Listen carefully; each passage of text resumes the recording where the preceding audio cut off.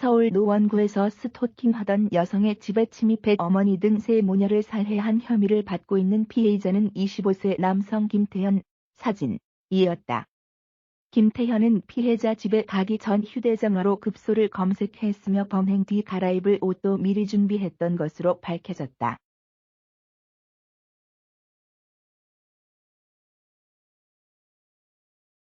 서울경찰청은 5일 오후 3시부터 특정강력범죄 피의자의 신상공개심의위원회를 개최해 논의한 끝에 피해자 김태현의 신상을 공개하기로 결정했다고 밝혔다.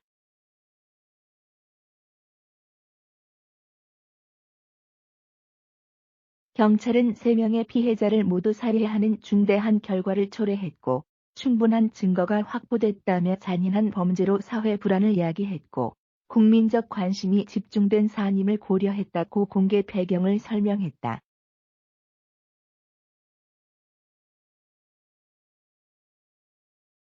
동아일보 취재를 종합하면 김태현은 지난달 23일 오후 8시 반경 퀵서비스 배달기사로 위장해 피해자 A씨, 25의 자택을 침입하기 전에 자신의 휴대전화로 급소를 검색했다.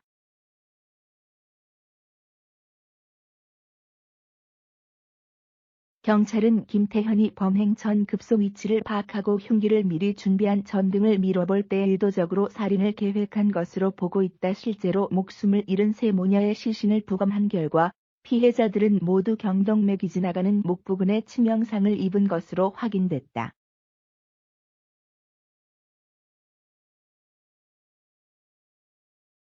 김태현은 범행 이후 피해자 집에 머물며 자신의 휴대전화에 남아있는 모바일 메신저 메시지 등을 모두 삭제하고 초기화를 시도했지만 경찰이 디지털 포렌식을 통해 검색 기록을 찾아냈다.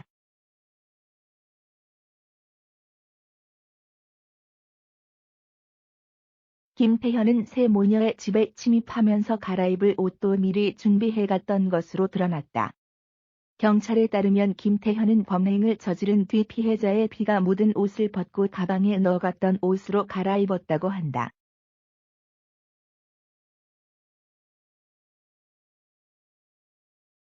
경찰 관계자는 범행 뒤 흉기로 목과 팔 등을 자해했지만 의식을 잃지는 않았다며 출혈로 몸의 수분이 떨어지자 냉장고에서 물과 우유 등을 닥치는 대로 꺼내 마신 것으로 보인다고 전했다.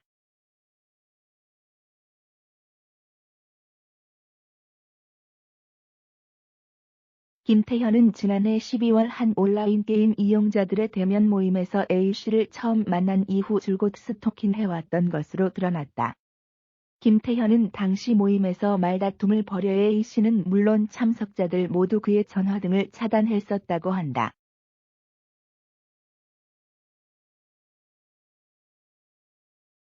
하지만 A씨가 모바일 메신저에 올린 택배 상자가 노출된 사진을 보고 주소를 알아낸 뒤 집으로 계속해서 찾아왔다. A씨는 지인에게 집에 갈 때마다 돌아서 간다.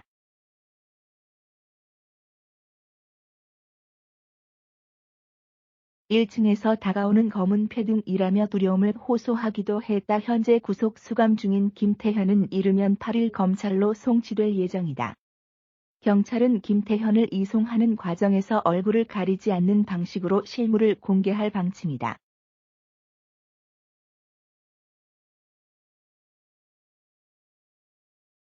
살인 혐의로 피해자 신상을 공개한 건 지난해 8월 경기 용인에서 전 내인을 살해하고 시신을 훼손 유기해 징역 35년을 선고받은 유동수 이후 8개월 만이다.